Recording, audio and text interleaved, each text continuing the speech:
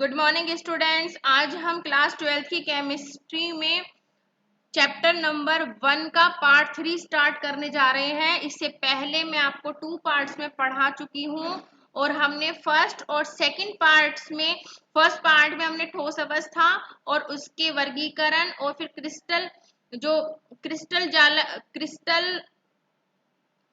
क्रिस्टलीय ठोस जो होते हैं उनके वर्गीकरण पढ़ा था। फिर सेकंड पार्ट में हमने उससे आगे का पढ़ा था जिसमें मैंने आपको जालक, क्रिस्टल जालक और इकाई सेल, टाइप्स ऑफ इकाई सेल, ये सब चीजें बताई थी। अब हम पढ़ते हैं विभिन्न घनीय तंत्रों से संबंधित गणनाएं, मतलब जितने भी हमारे क्यूबिक सिस्टम है उनसे रिलेटेड कुछ कैलकुलेशन है जो हम पढ़ेंगे। ठीक है, तो लेट्स स्टार्ट फ्रॉम हेयर।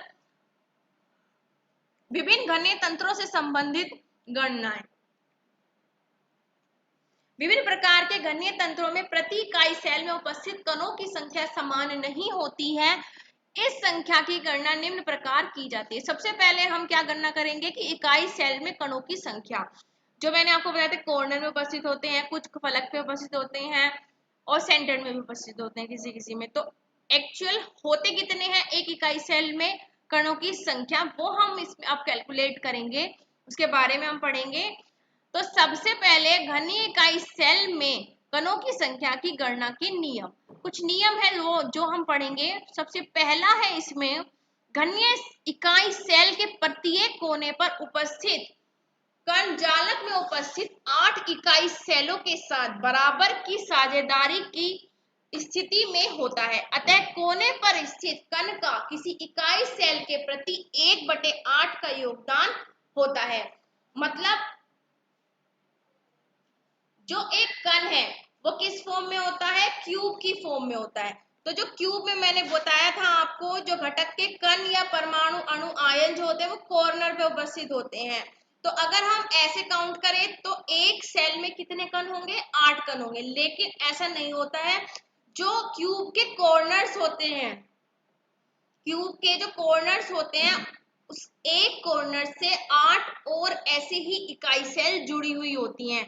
तो मतलब एक कोने पर अगर एक कण उपस्थित है तो उस एक कण का बराबर भाग उन 8 कणों में भी जा रहा, मतलब गया हुआ होता है।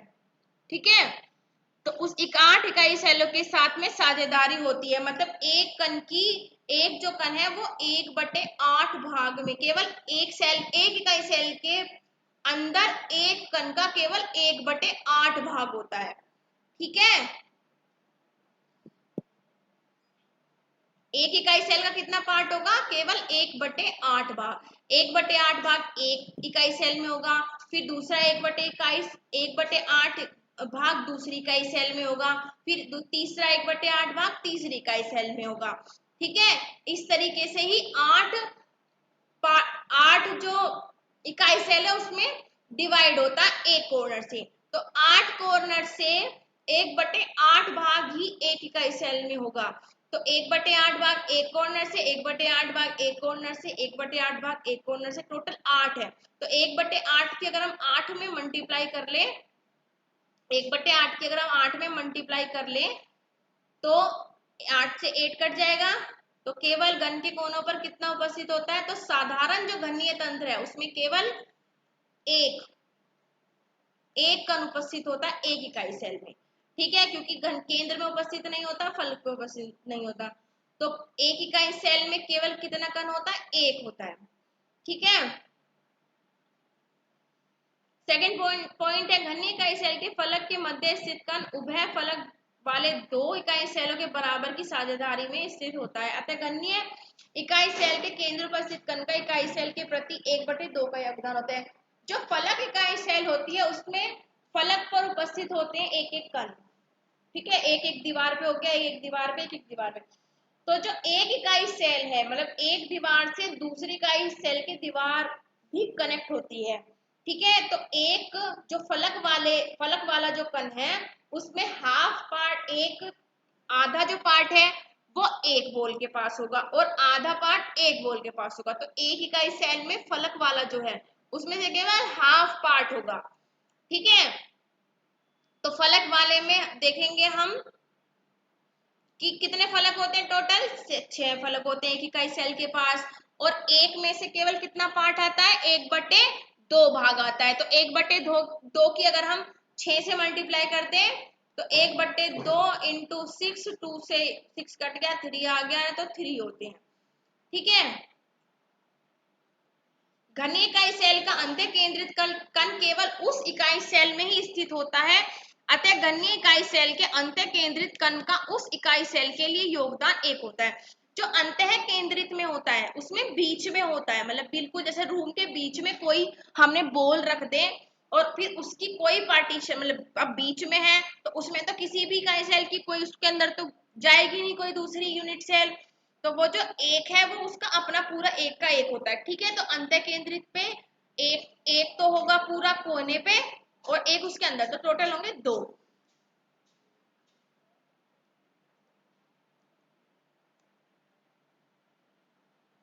ठीक है, तो अब यहाँ पे देखते हैं।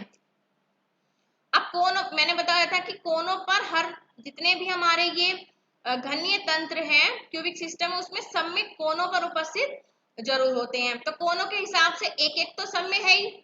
अब हम साधारण में केवल कोनों पर होते हैं, तो इसका मतलब इसमें टोटल कण जो कितने होते हैं, 1 होते हैं, एक इकाई सेल में 1 कण होगा।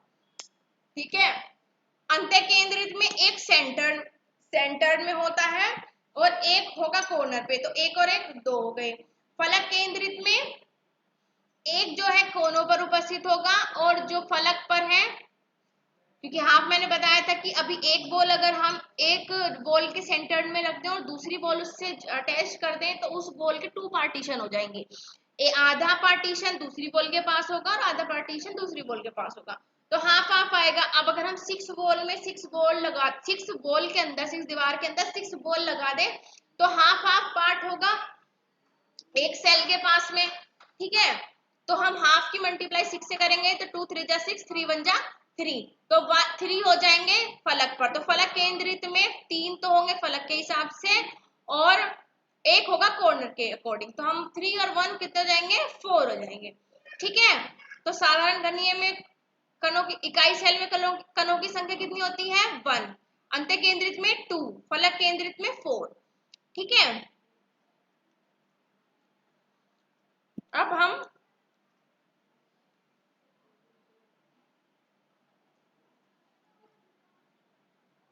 पढ़ेंगे क्रिस्टल के घनत्व की गणना। क्रिस्टल के घनत्व की गणना कैसे करते हैं, मतलब उसकी डेंसिटी जो है वो कितनी है, वो सब हम पढ़ेंगे। हम पहले पढ़ेंगे तत्वों के घन्य क्रिस्टलों के घनत्व। जो तत्व होते हैं उनके डेंसिटी के बारे में, उनके क्रिस्टल जो होंगे उनके घनत्व के बारे में। ठीक है, तो इसमें मान लिया इकाई सेल के किनारों की लंबाई 1 है, प्रति इकाई सेल में उपस्थित परमाणु की संख्या Z है, कोई जो तत्व दिया गया है उसका परमाणु भार m है। तो प्रति इकाई सेल के लिए इकाई सेल का आयतन, आयतन कैसे निकालते हैं, क्यूब का लंबाई गुना चौड़ाई गुना ऊंचाई। अब जब क्यूब में तीनों लंबाई चौड़ाई ऊंचाई इक्वल होती है तो हम उसको a multiply a into a करेंगे, तो यहाँ आ गया हमारा a क्यूब।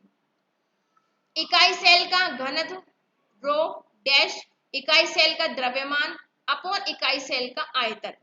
ठीक है, जितना हमें द्रव्यमान दिया हुआ होगा मतलब ये, और इकाई सेल का आयतन मतलब A3। अब इकाई सेल का जो द्रव्यमान है वो कैसे निकालते हैं, प्रति इकाई सेल में परमाणु की संख्या, जो इकाई सेल है अंतः केंद्रित है या फलक केंद्रित है या फिर साधारण है, उसमें परमाणु की संख्या कितनी है इंटू एक परमाणु का भार। तो और उस तत्व का परमाणु भार कितना है, उनको अगर हम मल्टीप्लाई, एक तत्व एक परमाणु का भार, उनको अगर हम मल्टीप्लाई कर देंगे तो हमें एक इकाई सेल का द्रव्यमान पता चल जाएगा। ठीक है, अब m तत्व का परमाणु भार कैसे निकालेंगे, सब बता रखा है इसमें। सबसे पहले देखो, इसमें ध्यान से देखोगे तो यहाँ पे समझ में आ जाएगा आपको। सबसे पहले क्या है, इकाई सेल के किनारों की लंबाई हमें दे दी है। ठीक है, फिर हमें प्रति इकाई सेल में उपस्थित परमाणु की संख्या बता दी है, कितनी है, Z है।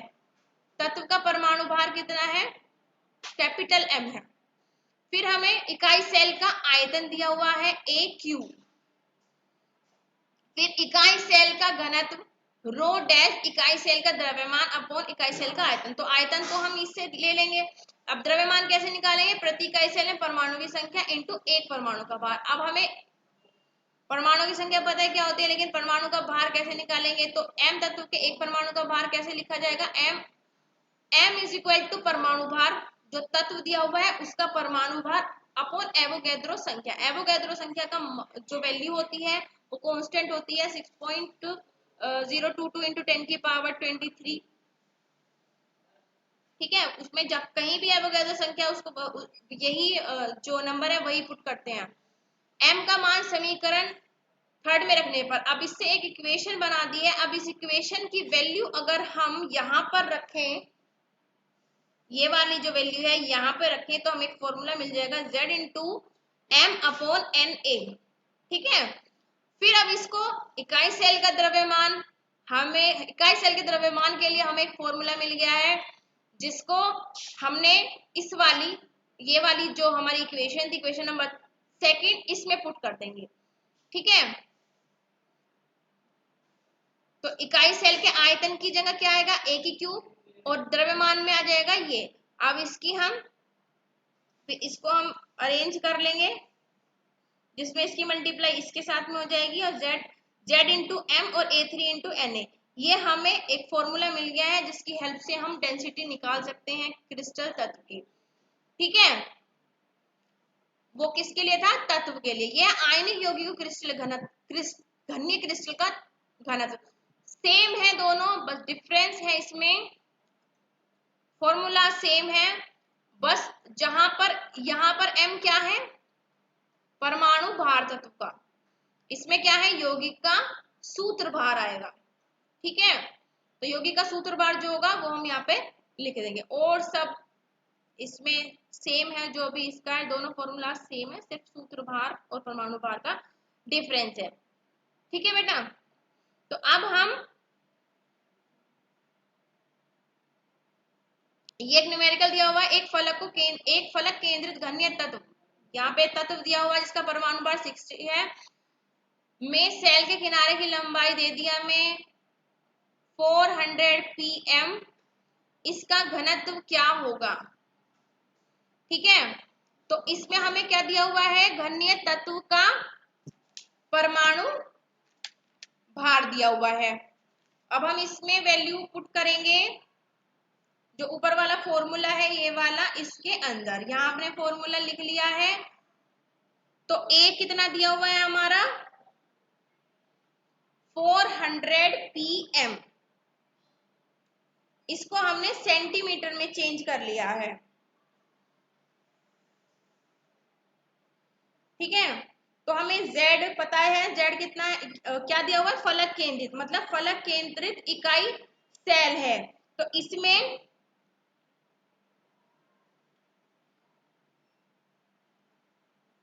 फलक केंद्रित इकाई सेल है, तो इसमें परमाणु में जो कणों की इकाई सेल में कणों की संख्या कितनी होती है? फलक केंद्र मैंने अभी आपको बताया था 4 होती है। ठीक है, तो Z की जगह हम कितना ले लेंगे? 4 लिख लेंगे। फिर उसके बाद क्या है? Capital M। कैपिटल M क्या था? तत्व का परमाणु भार।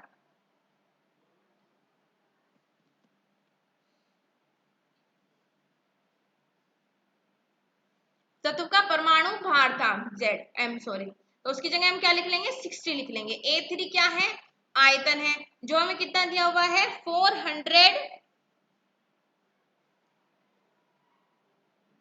Pico 400 pm। ठीक है, pm मतलब पिकोमीटर होता है, जिसको हम अगर सेंटीमीटर में चेंज करें तो 10 की पावर -10 सेंटीमीटर होती है। तो हम 400 pm को अगर हम सेंटीमीटर में चेंज करेंगे तो 400 इंटू 10 की पावर -10 आ जाएगा। अब एक ही हमें क्यूब लेने, क्योंकि हमें लंबाई दी हुई है, आयतन नहीं दिया हुआ है, तो हम इसको क्यूब कर लेंगे। फिर इंटू 6 पॉइंट इसकी वैल्यू रख देंगे हम एवोगैड्रो नंबर की, फिर इसको हम सोल्व कर लेंगे तो हमारा कुछ ये आंसर आ जाएगा। ठीक है, तो ऐसे निकालेंगे हम डेंसिटी। थर्ड पार्ट में इतना ही, इससे आगे का हम नेक्स्ट पार्ट में पढ़ाएंगे। अगर यहाँ तक आपको किसी बच्चे को कोई डाउट है तो वो आप ग्रुप में पूछ सकता है। ठीक है, तो थैंक यू स्टूडेंट्स।